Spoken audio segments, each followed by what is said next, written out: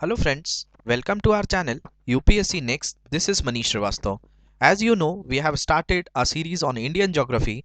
This is lecture number 39. हम already 38 lecture cover कर चुके हैं।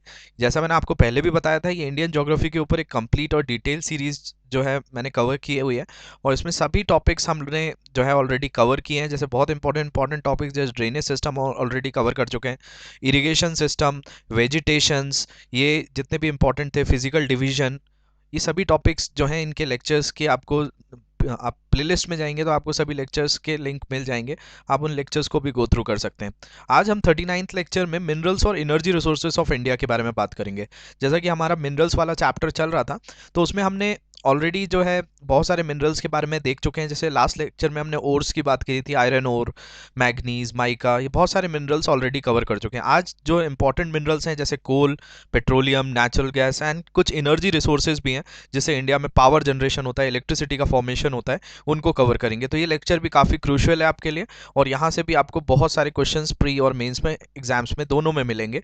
तो ये लेक्चर भी बहुत अच्छे से गो थ्रू करिए। किसी भी तरीके से कोई डाउट है तो वो भी आप हमसे पूछ सकते हैं। डिस्क्रिप्शन बॉक्स में आपको चैनल का नंबर मिल जाएगा जिसमें आपको कोई भी सब्जेक्ट से रिलेटेड डाउट्स आ रहे हैं वो आपको वहाँ पे क्लियर हो जाएंगे। इसके अलावा किसी भी सब्जेक्ट के आपको कोर्सेज चाहिए हो, चाहे स्टडी मटेरियल चाहिए हो, वो भी अवेलेबल हो जाएगा। हमारे पास सभी प्री और मेन सभी तरह के स्टडी मटेरियल हैं, चाहे एथिक्स हो, आपका पेपर 3, पेपर 2, यूपीएससी, एमपीपीएससी की सभी कोर्सेज की रेंजेस हैं, तो वो भी आप नंबर पे कांटेक्ट कर सकते हैं। तो आज हम हमारा लेक्चर स्टार्ट करते हैं, minerals and energy resources of India. तो फर्स्ट थिंग अगर हम बात करें तो हम कोल की बात करते हैं। अब जो कोल है, बेसिकली जिसको ब्लैक डायमंड कहा जाता है, ये बहुत इंपॉर्टेंट है क्योंकि आज इंडिया में मोर देन 65% जो इलेक्ट्रिसिटी बन रही है वो कोल की वजह से बन रही है, क्योंकि थर्मल एनर्जी पर हमारी डिपेंडेंसी बहुत ज़्यादा है। तो ये कोल का फॉर्मेशन कैसे होता है और किस तरह के टाइप्स होते हैं, पहले हम वो देखते हैं, फिर इसके इंपॉर्टेंस की बात करते हैं। तो कोल में आप देखेंगे तो कोल 4 टाइप से होते हैं। जैसे कि सबसे पहले होता है peat, lignite, then bituminous and anthracite. ये 4 स्टेजेस में कोल का फॉर्मेशन होता है। अब कोल जो है एक तरह का फॉसिल है। फॉसिल्स मींस ये प्लांट्स फॉसिल्स होता है। जैसे पेट्रोलियम एनिमल्स का फॉसिल है, वैसे ही आपका कोल जो है वो प्लांट फॉसिल होता है। अब प्लांट्स जो होते हैं अर्थ के अंदर जो बहुत सालों तक कंप्रेस्ड रहते हैं, उसके कारण बेसिकली आपका प्लांट्स धीरे धीरे कन्वर्ट होने लगता है, उसमें जो कार्बन कंटेंट्स होते हैं वही कोल में कन्वर्ट हो जाते हैं। तो जो पीट है उसको एक्चुअल में नॉट अ कोल, ये कोल नहीं है, बट इसमें कार्बन कंटेंट काफ़ी कम होता है, अराउंड 20-30% होता है। तो ये partially decade plant matter in swamps and box, low heat content होता है इसमें।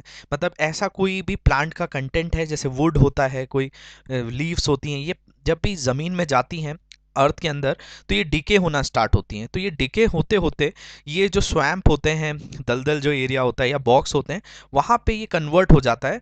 तो ये एक्चुअल में कोल नहीं है, ये काफ़ी लो कंटेंट कार्बन होता है जिसको आप पीट कहते हैं। तो इसका फॉर्मेशन होता है। अब इसी पर हीट और प्रेशर जब होता है, कोई कोल बनने का प्रोसेस कोई 1-2 साल का नहीं है, एक बहुत लॉन्ग प्रोसेस है। जैसे कि हमारे जो सबसे बेस्ट क्वालिटी कोल मिलता है आज हमको, वो मिलता है कार्बोनिफेरस एज का। अब कार्बोनिफेरस एज की बात करें तो मिलियंस ईयर्स पहले वो बन चुका है। तो इस तरीके से अगर हम बात करें तो कोल एकदम कोई एक स्लो प्रोसेस नहीं है और कोई एक एक बहुत ज़्यादा जल्दी से बन नहीं जाता है कि आपने सडनली कोई वुड या कोई फॉरेस्ट आपने अर्थ के अंदर दबा दिया और 10 साल बाद आपने निकाला तो उससे आपको कोल मिल जाए, ऐसा नहीं है। ये काफ़ी लॉन्ग प्रोसेस है और ये लॉन्ग प्रोसेस में इस तरह स्टेजेस होती हैं। जब पीट हीट और प्रेशर के रिलेशन में आता है तो वो लिग्नाइट में कन्वर्ट होता है और उसका कलर भी चेंज हो जाता है, ये ब्राउन कोल हो जाता है। इसका लो हीट कंटेंट होता है, इसमें लो सल्फर होता है और limited supply in most areas, और काफ़ी लिमिटेड सप्लाई होती है। यही चीज़ जब हीट और प्रेशर के और टाइम लेता है तो ये बिटुमिनस में कन्वर्ट होता है, जिसको सॉफ्ट कोल कहा जाता है और ये कुकिंग में मोस्टली यूज़ होता है।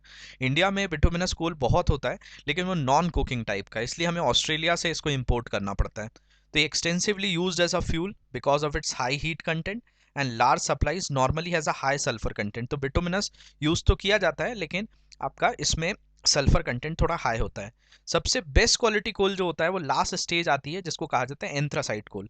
ये हार्ड कोल होता है, हाईली डिजायरेबल फ्यूल है because of high heat content. इसके अंदर कार्बन कंटेंट ज़्यादा होता है तो इसकी कैलोरीफिक वैल्यू ज़्यादा हो जाती है। इसमें लो सल्फर कंटेंट होता है और supplies are limited in most areas. हमारे यहाँ भी केवल जो है कश्मीर में जो काला कोट वगैरह रीजन है वहाँ पे ये एंथ्रासाइट कोल होता है। तो हमको एंथ्रासाइट कोल को भी इंपोर्ट करना पड़ता है। तो ये 4 टाइप के कोल होते हैं। और यहाँ पे आप देख रहे होंगे एरो बता रहा है आपको increasing heat and carbon content. जैसे पीट में कार्बन कंटेंट कम होता है 20-30%। लिग्नाइट में अगर हम बात करें तो 50-60% होता है। बिटुमिनस में अगर हम बात करें तो 60-80% हो जाता है। एंथ्रासाइट में 80+90 तक रहता है। तो इसके अंदर हीट और कार्बन कंटेंट बढ़ता जाता है इस तरीके से। लेकिन अगर आप ऑपोजिट देखें तो मॉइस्चर कंटेंट, अगर जैसे लकड़ी गीली होती है तो उससे कैलोरीफिक वैल्यू कम होती है, आप उसको जलाएंगे तो वैसे ही कोल के अंदर भी होता है कि कोल के अंदर अगर मॉइस्चर ज़्यादा है तो वो कोल अच्छा नहीं है, और जहाँ पे मॉइस्चर कम होता है, जैसे एंथ्रासाइट में सबसे कम मॉइस्चर होता है, तो it is a best quality coal. तो ये चीज़ आपको समझनी है। तो यहाँ पे मैंने आपको कोल के फॉर्मेशन और कोल के टाइप्स के बारे में बताया। अब हमारे कमर्शियल यूज़ के बारे में बात करते हैं। तो coal is one of the important mineral which is mainly use in the generation of thermal power. जैसा मैंने लेक्चर के स्टार्ट में ही बताया था कि इंडिया में 65% से ज़्यादा आज इलेक्ट्रिसिटी जो हमारे घरों में आ रही है, उसका मेन जो सोर्स है वो थर्मल पावर है। और थर्मल जो पावर है उसका जनरेशन किससे हो रहा है? आपका हीट से। और हीट का सोर्स क्या है? कोल है। And smelting of iron ore, iron ore की जो स्मेल्टिंग होती है जिसके थ्रू आयरन को सेपरेट किया जाता है, जो मेटलर्जी का प्रोसेस है उसमें भी कोल को यूज़ किया जाता है। क्योंकि आप जब आयरन ओर को हीट करते हो तो हीट करने के बाद जो आपका मोल्टन लावा होता है आयरन का वो सेपरेट हो जाता है, और उससे आप जो है मेटल्स को सेपरेट करके उनको यूज़ करते हो अपनी यूटिलिटी वाइज। तो इस तरीके से कोल का यूज़ यहाँ पे भी है। फिर coal occurs in rock sequence mainly of 2 geological age. India के अंदर अगर हम बात करें तो इंडिया में 2 तरह के कोल आपको मिलते हैं। वैसे सबसे बेस्ट क्वालिटी जो है कार्बोनिफेरस टाइम में जो बना कोल है, लेकिन वो आपको कहाँ मिलेगा? ग्रेट वैली, ग्रेट लेक्स में मिलता है। जैसे जर्मनी के अंदर मिलेगा आपको, यूएसए में मिलेगा, यूके में मिलेगा। लेकिन इंडिया में कार्बोनिफेरस एज का नहीं मिलता। हमारे यहाँ कौन से टाइम का मिलता है? तो हमारे गोंडवाना और टर्शरी डिपॉजिट्स मिलते हैं। और 80% of the coal deposits in India is of bituminous type and is of non coking grade. जैसे मैंने आपको पहले भी बताया था, इंडिया के अंदर अगर मैं आपको इसी डेटा को बताऊं तो गोंडवाना में जो है 98% रिजर्व है, और टर्शरी जो टाइम का जो डिपॉजिट्स है उसमें 2% का डिपॉजिट्स है। तो इंडिया में कार्बोनिफेरस नहीं है, गोंडवाना और टर्शरी हैं। ये कहाँ होते हैं ये भी मैं आपको अभी बता दूंगा। इसके अलावा 80% जो कोल डिपॉजिट्स इंडिया है वो बिटुमिनस टाइप का है, और वो नॉन कुकिंग ग्रेड है, इसलिए हमें कुकिंग ग्रेड के लिए ऑस्ट्रेलिया से इंपोर्ट करना पड़ता है। नेक्स्ट अगर हम बात करें the most important Gondwana coal fields of India are located in Damodar valley. जो आपका कोल फील्ड्स हैं या कोल के माइंस जो सबसे ज़्यादा हैं वो गोंडवाना कोल में मिलते हैं, जो कि जब लगभग 99% प्रोडक्शन हमारा गोंडवाना कोल से होता है, और ये दामोदर वैली में होते हैं। तो दामोदर सबसे बड़ा एरिया है जहाँ पे कोल होता है। अब इसी में अगर हम बात करें तो ये जो है आपके यहाँ पे मैंने कोल माइंस बताई हैं। बहुत सारी इंपॉर्टेंट माइंस हैं, जैसे मध्य प्रदेश में आपका सिंगरौली सुना होगा, झारखंड में बोकारो है, झारिया है ये वेस्ट बंगाल में, रानीगंज जो ये उड़ीसा, झारिया उड़ीसा में आ जाता है, रानीगंज वेस्ट बंगाल, कोरबा छत्तीसगढ़, तलचर उड़ीसा, सिंगरेनी ये जो है तेलंगाना में चला गया है, नेवियली ये तमिलनाडु। ये कुछ इंपॉर्टेंट कोल माइंस हैं। तो आपका कोल जो है they lie in Jharkhand Bengal belt, and the important coal field in this region is Raniganj. ये रानीगंज जो है सबसे ओल्डेस्ट फील्ड बोली जाती है, और झारिया सबसे लार्जेस्ट फील्ड है। बोकारो ये भी झारखंड में है, गिरदी करणपुरा जो ये मैप पे भी आप देख पा रहे होंगे। तो झारिया जो है सबसे लार्जेस्ट कोल फील्ड है, उसके बाद रानीगंज है। And the other river valley associated with coal जो भी हैं वो है गोदावरी, महानदी एंड सोन। तो इन रिवर वैलीज के अंदर भी आपको बहुत सारा कोल मिलता है। नेक्स्ट अगर हम बात करें the most important coal mining centres जो है सिंगरौली मध्य प्रदेश में है, जो part of Singrauli coal field है, इसका कुछ पार्ट उत्तर प्रदेश में भी आता है। फिर कोरबा की बात करें ये छत्तीसगढ़ में है, तलचर और रामपुर उड़ीसा में है, चंदा वर्धा कामटी बांडेर ये महाराष्ट्र में है, और सिंगारेनी तेलंगाना और पांडुर आंध्र प्रदेश में। तो ये इंपॉर्टेंट कोल माइनिंग सेंटर्स हैं, तो इनके नेम्स आप याद रखेंगे। नेक्स्ट अगर हम बात करें, सिंगारेनी कोलरीज जो है ये कंट्री का प्रीमियर कोल प्रोडक्शन कंपनी है। तो अगर आपसे एग्जाम्स में पूछा जाए कि इंडिया की सबसे प्रीमियर कोल प्रोडक्शन कंपनी कौन सी है, तो सिंगारेनी कोलरीज है। और ये जो है कैनरीज को यूज़ करती है, क्योंकि कैनरीज को यूज़ करके कार्बन मोनोऑक्साइड को डिटेक्ट करती है। क्योंकि बहुत डेडली जो है हमारी बॉडी में जो हीमोग्लोबिन होता है वो कार्बन मोनोऑक्साइड को बहुत जल्दी अट्रैक्ट करता है, मतलब उसकी एफिनिटी बहुत हाई होती है। तो अगर जो कोल माइंस में लोग काम कर रहे हैं और वहाँ अगर आपका कार्बन मोनोऑक्साइड का कंटेंट होगा तो उनकी डेथ भी हो सकती है। तो इसलिए ये जो है कैनरीज को यूज़ करते हैं to detect the presence of deadly carbon monoxide in underground mines. और miners collapse and often die even if small quantity of highly poisonous carbon monoxide are present in the air. जो मैं आपको बता रहा था कि माइनर्स जो हैं सीधे उनकी डेथ ही हो जाती है अगर small quantity of carbon monoxide भी अगर उन माइंस में होता है। तो इसलिए कैनरीज वगैरह डिटेक्ट करते हैं और सेफ माइंस में लोगों को भेजा जाता है। इसके अलावा हमने गोंडवाना कोल्स की बात करी, अब टर्शरी कोल्स की बात करते हैं, जो कि 2% होता है इंडिया में, उससे 1% का प्रोडक्शन होता है। मतलब टर्शरी कोल का जो हमारे यहाँ रिजर्व है वो 2% है, और 98% रिजर्व हमारे पास गोंडवाना कोल का है। लेकिन गोंडवाना कोल से हम प्रोडक्शन 99% करते हैं और टर्शरी कोल से हम 1% करते हैं। ये हमारा असम, अरुणाचल प्रदेश, मेघालय, नागालैंड, यहाँ पे टर्शरी कोल मिलता है। और it is extracted from Darrangiri, Cherrapunji, Mawlong, Langrin Meghalaya में, माकुम, जयपुर, नजीरा, और ये अपर असम, नामचिक, नामफुक अरुणाचल प्रदेश, कालाकोट जम्मू कश्मीर, इन सब जगह से टर्शरी टाइप का कोल मिलता है। बिसाइड द ब्राउन कोल और lignite occur in the coastal area, जो लिग्नाइट टाइप का मैंने आपको बताया था, ये तमिलनाडु, पौंडीचेरी, गुजरात, जम्मू कश्मीर में होता है। तो ये जो है सिनेरियो कोल का है। नेक्स्ट बात करते हैं हम पेट्रोलियम की।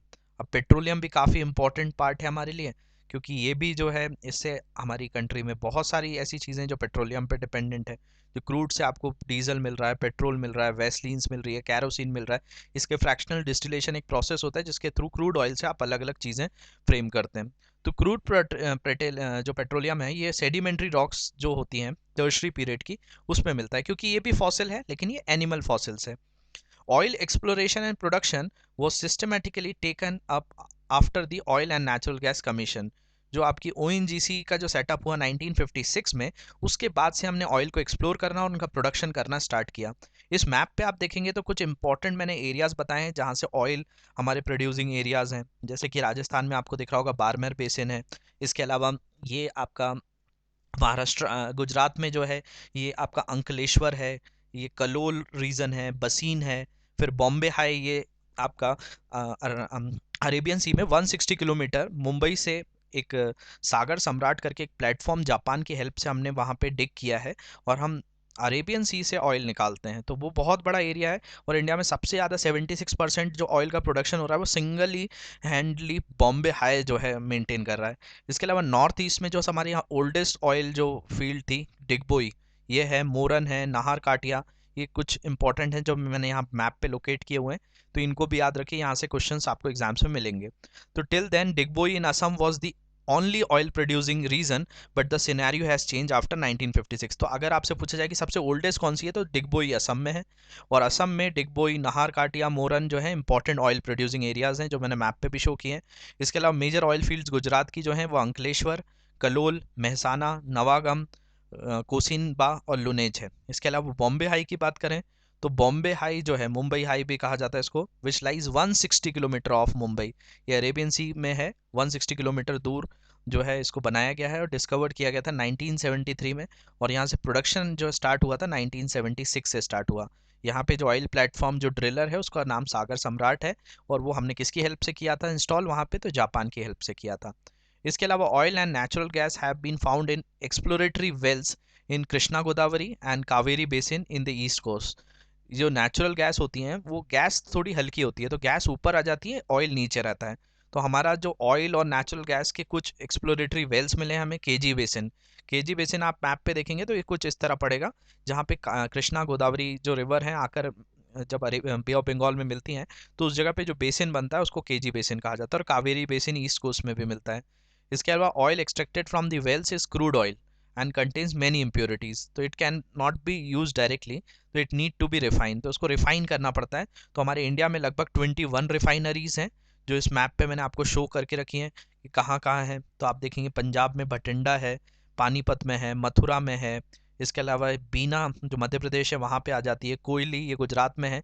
इसके अलावा आप यहाँ पे देख रहे होंगे तो 3 यहाँ पे आपको एक ये जो रिलायंस की 2 आपको फैक्ट्रीज मिलेंगी। इंडिया की सबसे बड़ी जो ऑयल रिफाइनरी है वो भी रिलायंस ओन करता है, जामनगर में सबसे बड़ी ऑयल रिफाइनरी है। 2 रिलायंस के पास है, एक एसआर ग्रुप के पास है। तो कभी आपने फ्यूल अगर आपने अपने व्हीकल्स में डलवाया होगा तो आपको पेट्रोल पंप्स मिलते हैं, तो आपको इंडियन ऑयल के पेट्रोल पंप्स मिलेंगे, हिंदुस्तान पेट्रोलियम के मिलेंगे, भारत पेट्रोलियम के मिलेंगे। ऐसे आपको रिलायंस के पेट्रोल पंप्स भी मिलते हैं क्योंकि वो भी ऑयल रिफाइन करते हैं। ऐसे ही आपने एसआर ग्रुप के भी पेट्रोल पंप्स देखे होंगे। ये एसआर ग्रुप भी जो है ये एक ऑयल रिफाइनरी जो है आपकी इसको ओन करता है। तो ये हमारे कुछ सेक्टर्स हैं जो कुछ बोला जाए कि प्राइवेट सेक्टर्स के पास हैं, जैसे मैंने 3 फैक्ट्रीज बताई और रिफाइनरीज। इसके अलावा कुछ जॉइंट सेक्टर्स भी हैं और कुछ जो है पब्लिक सेक्टर्स हैं, जैसे कि इंडियन ऑयल के जितने भी आपको दिख रहे हैं या हिंदुस्तान पेट्रोलियम्स के दिख रहे हैं, ये सब पब्लिक सेक्टर्स हैं। इसके अलावा भारत पेट्रोलियम को तो प्राइवेटाइज किया जा रहा है, ये भी आगे चलकर जो है रिलायंस की प्रॉपर्टी हो जाएगी। तो इसमें मैंने आपको सभी जो ऑयल रिफाइनरीज हैं मैप पे शो किए हैं। यहाँ पे आपको डिगबोई वाली दिख रही होगी, बुनगई गांव, गुवाहाटी, नुमालीगढ़। इसके अलावा यहाँ पे हालदा है। इसके अलावा बरौनी उत्तर प्रदेश में है, मथुरा है, पानीपत। इसके अलावा बीना का मैंने आपको बताया, तातीपाका ये आंध्र प्रदेश में है, वाइजैग विशाखापट्टनम में है, पाराद्वीप, हल्दिया ये वेस्ट बंगाल की है। इसके अलावा चेन्नई में है आपका।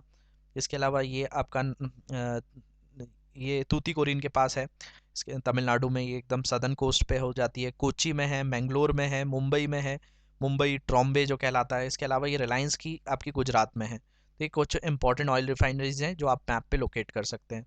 नेक्स्ट अगर हम बात करें नेचुरल गैस की, अब नेचुरल गैस भी हमारे लिए काफ़ी इंपॉर्टेंट है क्योंकि ये क्लीन सोर्स होता है।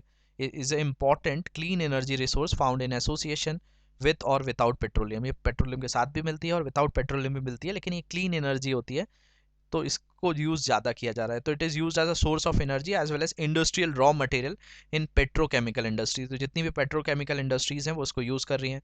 तो gas being lighter usually occur above the oil, जो मैं आपको पहले बता रहा था, ये ऑयल के ऊपर ही होती है तो आसानी से मिल जाती है। About 63% of India's petroleum production is from Mumbai high. ये जो मुंबई हाई है इस तरफ अरेबियन सी में, वहाँ से होता है। इसके अलावा जो गुजरात है उससे 16%, गुजरात से 18% होता है और 16% इस असम से होता है। लेकिन natural gas is considered an environmental friendly fuel because of low carbon dioxide emission होता है इससे, and therefore the fuel of the present century. तो हमारा जो लार्जेस्ट रिजर्व है नेचुरल गैस का, ये जो है आपका केजी बेसिन, जो मैं अभी आपको पहले बता रहा था। केजी बेसिन का नाम याद रखेंगे। सबसे बड़ा ऑयल आपका नेचुरल गैस का है, कृष्णा गोदावरी बेसिन से मिलता है। इसके अलावा along the west coast and reserve of Mumbai high, यहाँ से भी आपको मिलता है। And supplemented field of gulf of Cambay, ये गल्फ ऑफ कैम्बे आपको यहाँ पे मिलेगा। ये वाला जो रीज़न है, ये गल्फ ऑफ कैम्बे है, इस तरफ आपका गल्फ ऑफ खम्बाट है। इसके अलावा ये गल्फ ऑफ मन्नार है। ये 3 रीजन्स हैं। ये आप याद रखेंगे कि गल्फ ऑफ कैम्बे जो है, यहाँ से भी आपको बहुत सारा नेचुरल गैस मिलता है। फिर अगर हम बात करें तो अंडमान एंड निकोबार आइलैंड्स जो हैं, ये भी इंपॉर्टेंट एरियाज़ हैं जहाँ पे रिजर्व्स हैं नेचुरल गैस के। इस मैप पे आपको दिख रहे होंगे, ये आपके अंडमान आइलैंड्स में भी मिल जाता है, महानदी बेसिन्स में भी है। तो अंडमान जो निकोबार आइलैंड्स है, ये इंपॉर्टेंट एरियाज़ हैं जिनके पास लार्ज रिजर्व्स हैं नेचुरल गैस के। और 1700 किलोमीटर लॉन्ग जो हमारा हजीरा, विजयपुर, जगदीशपुर जो है, ये आपको ऑयल पाइपलाइन मिलेगी जिसको HVJ पाइपलाइन कहा जाता है। ये हजीरा महाराष्ट्र से लेकर जगदीशपुर जो है आपका, ये उत्तर प्रदेश में आता है। ये 1700 किलोमीटर लॉन्ग गैस पाइपलाइन है जो इस मैप पे भी मैंने आपको शो की हुई है। तो ये जो है कुछ पाइपलाइंस है और links with Mumbai High and Bassein with the fertiliser power and industrial complex in western and north India है। इसके अलावा artery has provided an impetus to India's gas production. जो पाइपलाइंस होती हैं उन्होंने काफ़ी हेल्प किया है। और the power and the fertiliser industries are the key users of natural gas. तो ये जो इंडस्ट्रीज़ हैं, पावर इंडस्ट्रीज़ जो इलेक्ट्रिसिटी बनाती हैं, या फर्टिलाइजर इंडस्ट्रीज़ हैं, ये आपका नेचुरल गैस का बहुत ज़्यादा यूज़ करती हैं। इसके अलावा CNG का भी आपने नाम सुना होगा, ये भी एक नेचुरल गैस होती है, compressed natural gas for vehicles to replace liquid fuel is gaining wide popularity in the country. तो आपने कई जगहों पे देखा होगा, जैसे आगरा में अगर हम बात करें तो ताजमहल जो है येलोइश हो रहा था, पेल उसका कलर हो रहा था। तो वहाँ पे जितना भी एरिया है ताजमहल के पास, उसमें आपका जो लिक्विड फ्यूल्स हैं उसको कम्प्लीटली बैन कर दिया। वहाँ पे आपको CNG व्हीकल्स ही मिलेंगे। तो वो इस तरह के स्टेप्स जो है गवर्नमेंट लेती रहती है regarding the nature and the environment. इसके अलावा जो गैस अथॉरिटी ऑफ इंडिया, जिसको गेल कहा जाता है, इसको 1984 में सेटअप किया गया था। ये पब्लिक सेक्टर है अंडरटेकिंग जो ट्रांसपोर्ट और मार्केट नेचुरल गैस का कवर करती है। नेक्स्ट हम बात करें न्यूक्लियर एनर्जी रिसोर्सेज। ये न्यूक्लियर एनर्जी के बहुत सारे प्लांट्स हैं इंडिया में, ये आपको दिख पा रहे होंगे सबके यहाँ। मैंने यूनिट्स भी बताए, जैसे रावत भाटा है, काकरापर, मीठी वर्डी। इसके अलावा तारापुर, ये महाराष्ट्र में काफ़ी इंपॉर्टेंट है, जैतापुर, कईगा, ये कुंडनकुलम, कलापक्कम। ये कलापक्कम जो था ये तमिलनाडु में काफ़ी न्यूज़ में था, क्योंकि अभी लॉकडाउन के समय आपने सुना होगा यहाँ से डेटा चोरी हो रहा था, तो वो जो है काफ़ी जो है न्यूज़ में आ रहा था। इसके अलावा कोवाडा, बरगी, हरीपुर, ये कुछ इंपॉर्टेंट जो हैं अलग अलग स्टेट वाइज यहाँ पे मैंने शो किए हुए हैं, तो इसको देख लेंगे, ये आपके न्यूक्लियर एनर्जी प्लांट्स हैं। इसके अलावा important minerals use for the generation of nuclear energy, वो आपका क्या यूज़ किया जाता है, तो यूरेनियम और थोरियम को यूज़ किया जाता है, क्योंकि रेडियो एक्टिव मटेरियल्स हैं, इनसे अल्फा बीटा गामा रेडिएशंस निकलती रहती है। यूरेनियम डिपॉजिट्स जो हैं ये धारवाड़ रॉक्स में बहुत ज़्यादा मिलते हैं, और जोग्राफिकली यूरेनियम ओर्स जो हैं ये सेवरल लोकेशंस में है। सिंगबम जो कॉपर बेल्ट है यहाँ पे बहुत ज़्यादा मिलता है। तो यहाँ पे अगर हम बात करें न्यूक्लियर एनर्जी रिसोर्सेज के लिए, तो it is also found in Udaipur, Alwar, Jhunjhunu, ये राजस्थान में मिलता है, दुर्ग जो छत्तीसगढ़ में है, भंडारा महाराष्ट्र, कुल्लू हिमाचल प्रदेश, इन रीजन्स पे भी आपको जो है कई तरह के न्यूक्लियर जो रिसोर्सेज हैं वो मिल जाते हैं। इसके अलावा थोरियम जो है ये मोनाजाइट सैंड होती है जो केरला में बहुत होती है, वहाँ से मिलती है।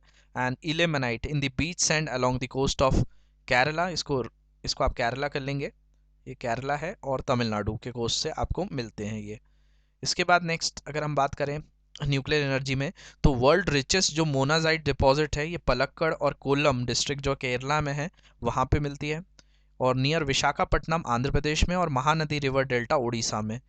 जो एटॉमिक एनर्जी कमीशन है इसको इस्टेब्लिश किया गया था 1948 में, और progress could be made only after the establishment of atomic energy institute जो ट्रॉम्बे में इस्टेब्लिश किया गया था। होमी जहांगीर भाभा को इसका बहुत बड़ा क्रेडिट दिया जाता है, which was renamed as Bhabha atomic research centre, 1967 में बना, जो न्यूक्लियर एनर्जी के लिए इंडिया में पाइनियर इंस्टीट्यूट है। और इंपॉर्टेंट न्यूक्लियर पावर प्रोजेक्ट जो है तारापुर महाराष्ट्र, रावत भाटा कोटा, इसके अलावा कलापक्कम तमिलनाडु, ये सभी मैंने आपको मैप पे शो किए हुए हैं, नरोरा उत्तर प्रदेश, काइगा कर्नाटका, काकरापारा गुजरात। तो हम लोग न्यूक्लियर एनर्जीज में भी जो है काफ़ी जो है टाइम के साथ कर रहे हैं। हमने कई तरह के मेमोरेंडम ऑफ अंडरस्टैंडिंग जो एमओयू कहा जाता है ये ऑस्ट्रेलिया के साथ भी साइन किए हुए हैं, जिसमें यूरेनियम जो ऑस्ट्रेलिया हमको प्रोवाइड कर रहा है। और न्यूक्लियर एनर्जी जो है वो आपका ऐसा है कि ये बहुत ज़्यादा ह्यूज अमाउंट ऑफ एनर्जी आपको प्रोवाइड कर सकती है, और इससे जो है आपकी दूसरी चीज़ों पे डिपेंडेंसी कम हो सकती है। जो हमारी आज बहुत एक ओवर डिपेंडेंसी हो चुकी है कोल के ऊपर, उसके लिए एक बहुत अच्छा रिप्लेसमेंट है न्यूक्लियर एनर्जी का। नेक्स्ट अगर हम बात करें तो कुछ और रिप्लेसमेंट हैं, जैसे बायोगैस। अब बायोगैस जो होती है बेसिकली यहाँ पे मैंने आपको बताया बायोगैस साइकिल किस तरीके से ये फॉर्मेशंस होता है, इसको आप गो थ्रू कर सकते हैं। बायोगैस जो आपके एक तरह का ये भी गैस है लेकिन ये कम हैजार्डियस है। तो shrubs, farm waste, animals, human waste, ये सब को यूज़ करके उनको रखा जाता है और जो है फर्मेंट किया जाता है। डिकम्पोज होने के बाद उनसे ये आप देख पा रहे होंगे इसमें प्रोसेस है कि अलग अलग एनिमल हस्बेंड्री से बायोफ्यूल, ये क्रॉप हार्वेस्टिंग, ये ह्यूमन कंजप्शन, जितने भी ये वेस्ट होते हैं इनको आप ऑर्गेनिक वेस्ट को कन्वर्ट करते हैं एनाएरोबिक डाइजेशन के थ्रू, और इसको जो है इसके थ्रू जो गैस बनती है वो बायोगैस बनती है। और इससे जो है नेचुरल गैस पाइपलाइंस के थ्रू आपका इलेक्ट्रिकल एनर्जी इन सब में यूज़ कर रहे हैं आप। तो बेसिकली एक पूरा बायोगैस साइकिल यहाँ पे मैंने डिफाइन किया हुआ है। तो shrubs, farm waste, animals, human waste, इन सब को यूज़ करके आप क्या प्रोड्यूस करते हैं, तो आप बायोगैस को प्रोड्यूस करते हैं, जिसको यूज़ किया जाता है किस में, डोमेस्टिक कंजप्शन में, रूरल एरियाज़ में। तो ये रूरल एरियाज़ में भी एक जो है काफ़ी इंपॉर्टेंट चीज़ है। इसके अलावा डिकम्पोजिशन ऑफ ऑर्गेनिक मैटर जो है आपको गैस प्रोवाइड करता है, which has high thermal efficiency in comparison to kerosene, dung, cake और चारकोल। इनसे एफिशिएंसी भी ज़्यादा होती है और इन्वायरमेंट को हैजार्ड भी कम होता है। Biogas plants are set up at municipal, cooperative and individual levels पे किया जाता है, और प्लांट्स यूजिंग कैटल डंग जिसमें एनिमल वेस्ट को यूज़ किया जाता है, जिसको गोबर गैस प्लांट रूरल इंडियाज़ में कहा जाता है। And these provide twin benefit to the farmers in the form of energy और इम्प्रूव क्वालिटी ऑफ मैन्योर। इनको जो है खाद भी अच्छा मिल जाता है, एनर्जी भी मिल जाती है। तो biogas is the far most efficient use of cattle dung, and it improves the quality of manure and prevents the loss of trees and manure due to burning of fuel wood and cow dung cakes. तो इससे जो है जो deforestation हो रहा है उन areas में, क्योंकि वो लोग मोस्टली जो है फ्यूल में लकड़ियाँ काट कर यूज़ करते हैं, तो जब उनके पास बायोगैस से अभी भी हमारे कई एरियाज़ हैं जहाँ पे अवेलेबिलिटी नहीं है, लेकिन इस पर अगर आगे जो स्ट्रेस दिया जाएगा तो उससे जो है हमारी जो डिपेंडेंसी है ट्रीज़ के ऊपर वो कम होती जाएगी फ्यूल वुड के लिए। नेक्स्ट बात करें, ये भी एक इंपॉर्टेंट एनर्जी है, दैट इज़ विंड एनर्जी। ये भी क्लीन एनर्जी के अंदर आ जाती है। तो wind energy is absolutely pollution free, inexhaustible source of energy, और मैकेनिज्म ऑफ एनर्जी जो है वो ब्लोइंग विंड को है। जो विंड होती है उसके अंदर मैकेनिकल एनर्जी होती है, तो काइनेटिक एनर्जी ऑफ विंड जो है वो through turbines is converted into electrical energy. और परमानेंट विंड सिस्टम जैसे ट्रेड विंड्स, वेस्टर्लीज और seasonal winds like monsoon have been used as a source of energy. ये सभी विंड्स आपके परमानेंट विंड्स होती हैं, आप जो है फिजिकल ज्योग्राफी में जब हम क्लाइमेटोलॉजी पढ़ेंगे तो उसमें विंड्स पढ़ते हैं। तो कुछ परमानेंट विंड्स होती हैं, जैसे ट्रेड विंड्स होती हैं, वेस्टर्लीज होती हैं, सीजनल विंड्स हैं, आपकी नॉन आपके कुछ लोकल विंड्स भी होती हैं। तो ये जो है कि एनर्जी सोर्सेज जैसा काम करती हैं। और ये जो टर्बाइंस के जो विंड्स के जो वो होते हैं, आपके फैंस होते हैं, उनको रोटेट करने में हेल्प करती है, और उससे वो टरबाइन जो है रोटेट होता है और इलेक्ट्रिकल एनर्जी में कन्वर्ट हो जाता है। तो beside these local winds, land and sea breezes can also be use to produce electricity. तो एयर को यूज़ करके आप इलेक्ट्रिसिटी बनाते हैं। तो विंड पावर प्लांट जो प्रेजेंटली है वो लांबा गुजरात में है, कच्छ में जो लार्जेस्ट एशिया का है। अनदर विंड पावर प्लांट जो है ये तूतीकोरिन तमिलनाडु में है। नेक्स्ट बात करते हैं टाइडल एनर्जी की। अभी टाइडल एनर्जी जो होती है कि आपका टाइड्स जो होती हैं आपकी सी के अंदर, उसको यूज़ किया जाता है, क्योंकि उसके अंदर भी काफ़ी एनर्जी होती है। तो oceanic tides can be use to generate electricity. इसमें फ्लड गेट्स, डैम्स जो होते हैं वो इनलेट्स के थ्रू, यहाँ पे आपको दिख रहे होंगे, ये इनमें इनलेट्स में जो है ऐसे डैम्स टाइप सा होता है जो वाटर को स्टोर कर लेता है। तो during high tide water flows into the inlet and gates trapped when the gate is closed. तो वो गेट क्लोज हो जाता है और वो वाटर उसके अंदर जो है ट्रैप हो जाता है। तो जब टाइड फॉल होती है आउटसाइड द फ्लड गेट, तो जो वाटर रिटेन कर लिया जाता है फ्लड गेट्स का, वो वापस से भेज दिया जाता है सी में। और ये जो है कंटिन्यूस प्रोसेस चलता रहता है via pipe that carries it through a power generating turbine. और उसमें एक टर्बाइन होता है जो रोटेट होता है और उससे जो है इलेक्ट्रिसिटी का जनरेट करता है। इंडिया में ये गल्फ ऑफ खम्बाट, जो कि महाराष्ट्र गुजरात जो बॉर्डर है वहाँ पे मिलता है। इसके अलावा गल्फ ऑफ कच्छ, ये गल्फ ऑफ कच्छ आपका जो है कच्छ वाले रीजन में है, मतलब गुजरात में है, on the western coast. And gangetic delta in Sundarban region of west Bengal provide ideal condition, जो कि टाइडल एनर्जी को यूटिलाइज करती है। नेक्स्ट बात करें जियोथर्मल एनर्जी। जियोथर्मल एनर्जी जो अर्थ की हीट है उसको यूज़ करना और उससे जो है इलेक्ट्रिसिटी का फॉर्मेशन करना। तो यहाँ पे मैंने आपको बताया है कि अर्थ के अंदर जो हॉट वाटर है उसको यूज़ करके स्टीम में कन्वर्ट किया जाता है, फिर स्टीम को टरबाइन में प्रोवाइड करके जनरेटर के थ्रू इलेक्ट्रिसिटी का जनरेशन करना, ये एक तरह का प्रोसेस है। तो geothermal energy refers to the heat and electricity produced by using the heat from the interior of the earth, क्योंकि अर्थ के अंदर तो टेम्परेचर हाई है और उस हाई टेम्परेचर को आप यूज़ कर रहे हैं इन द गुड सेंस। तो geothermal energy exist because the earth grows progressively hotter with increasing depth. जैसे जैसे डेप्थ में जाएंगे अर्थ का टेम्परेचर बढ़ता जाता है। तो where the geothermal gradient is high, high temperatures are found at shallow deposits. Ground water in such areas absorb heat from the rocks and becomes hot. तो जो ग्राउंड वाटर होता है वो हीट हो जाता है। तो it is so that when the it rises to the earth surface it turns into steam. और जब वो अर्थ के ऊपर आता है तो वो स्टीम में कन्वर्ट हो जाता है, और इस स्टीम को यूज़ किया जाता है टर्बाइंस और जनरेट इलेक्ट्रिसिटी। और they are several hundred hot springs in India. ऐसे बहुत सारे हॉट स्प्रिंग हैं और ऐसे एरियाज़ में जहाँ पे बहुत ज़्यादा कोल्ड होता है। ये काफ़ी इंपॉर्टेंट चीज़ है जिसको यूज़ करके आप जनरेट करते हैं इलेक्ट्रिसिटी में। इसके एग्जाम्पल भी मैंने बताएं। 2 एक्सपेरिमेंटल प्रोजेक्ट जो हमारे इंडिया में हैं जो जियोथर्मल एनर्जी को यूज़ कर रहे हैं, इसमें एक अगर हम प्रोजेक्ट की बात करें तो एक आपको यहाँ देखेगा पार्वती वैली। ये मणिकरण, आप हिमाचल प्रदेश में जाएंगे तो यहाँ पे आपको हॉट स्प्रिंग मिलेगा। हॉट स्प्रिंग ऐसा है, एक छोटा सा पॉट है जहाँ से आपको वाटर बाहर आता रहता है और स्टीम भी बाहर आती रहती है, और वो बहुत ज़्यादा ठंडा एरिया है हिमाचल प्रदेश में। और दूसरा है पूगा वैली लद्दाख में। तो ये दोनों ही आपके कोल्ड एरिया है, लेकिन वाटर वहाँ से वार्म और स्टीम भी निकलता है। अगर इसी में अगर हम बात करें कि फर्स्ट टाइम हमें हॉट स्प्रिंग कहाँ से मिला, तो ये यूएसए में येलोस्टोन नेशनल पार्क है, जो वर्ल्ड का पहला नेशनल पार्क था। वहाँ पे आपको हॉट स्प्रिंग मिलते हैं। इंडिया के अंदर ये 2 प्लेसेस मैंने आपको बता दी हैं। इसके अलावा in India geothermal energy plants has been commission at Manikaran in Himachal Pradesh. तो वहीं पे इसको सेटअप किया जा रहा है। और फर्स्ट सक्सेसफुल जो 1890 में अटेम्प्ट किया गया था underground heat was made in the city of Boise, ये इल्डाहो यूएसए में है, where hot water pipe network was built to give heat to the surrounding buildings. और ये प्लांट अभी भी वर्किंग में है। तो ये जो है मैंने आपको यूएसए का भी एग्जाम्पल दिया है। नेक्स्ट बात करते हैं कुछ इंपॉर्टेंट फैक्ट्स, और यहाँ पे हमारा चैप्टर जो है कंप्लीट हो चुका है। तो कुछ इंपॉर्टेंट फैक्ट्स हैं, जितनी भी चीज़ें आपने पढ़ी हैं इनको गो थ्रू कर लीजिए। तो एब्रेसिव मिनरल्स हैं like silica, limestone, aluminium oxide और various phosphate minerals do the cleaning. ये जो है सब क्लीनिंग्स में यूज़ किए जाते हैं। Fluoride which is use to reduce cavities comes from a mineral fluoride. ये कैविटीज़ को रिड्यूस करने में, जो टीथ वगैरह में होता है उनको रिड्यूस करने में यूज़ किया जाता है। और most toothpastes are made with white with titanium oxide which comes from minerals called rutile ilmenite and anatase. तो ये याद रखेंगे टूथपेस्ट में कहाँ से जो है ये आपका जनरेट करते हैं या एक्सप्लोर करते हैं, तो ये रूटाइल, इलेमेनाइट और एनेटेस से किया जाता है। और the sparkle in some toothpaste come from mica. आपने देखे होंगे आजकल टूथपेस्ट आते हैं उनमें स्पार्कल डले होते हैं, तो वो माइका से आता है। इसके अलावा the tooth brush and the tubes contain the paste are made up of plastics from petroleum. और वो जो प्लास्टिक्स रहते हैं टूथब्रश में और ट्यूब्स में, वो आपके पेट्रोलियम से बनते हैं। Or do you know that most of the minerals in India are nationalized and their extraction is possible only after obtaining due permission from the government? कि हमको जितने भी हमारे इंडिया में जो मिनरल्स हैं वो हमारी मर्जी से नहीं है कि हमने कहीं पे माइन फाइंड आउट कर ली और अपने आप से एक्सट्रैक्शन उनका स्टार्ट करा दिया। हमको जो है परमिशन लेनी ही पड़ेगी गवर्नमेंट से। ये एक इम्पॉर्टेंट जो है, क्योंकि मिनरल्स हमारे इंडिया में पूरी तरह से नेशनलाइज्ड है। नेशनलाइज का मतलब होता है राष्ट्रीयकरण कर दिया गया उनका, कि पूरी तरह से वो नेशनल प्रॉपर्टी है। But in most of the tribal areas of northeast India, minerals are owned by individual और communities। लेकिन इसका एक एक्सेप्शन है नॉर्थ ईस्ट इंडिया में, जहां मिनरल्स जो हैं वो इंडिविजुअल या कम्युनिटी के पास हैं। In Meghalaya's there are large deposits of coal, iron ore, limestone, dolomite etcetera.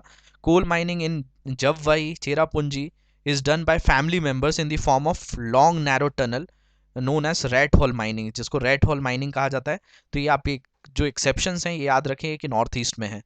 Next अगर हम बात करें फेरस मिनरल्स, जो accounts about 3/4 of the total value of production of metallic minerals होते हैं, तो उसमें फेरस का बहुत आयरन जो रिलेटेड है ये बहुत इंपॉर्टेंट हो जाते हैं। तो उसमें 2/3 जो है प्रोडक्शन है उसमें आपका मेटेलिक मिनरल्स में बहुत बड़ा रोल प्ले करते हैं।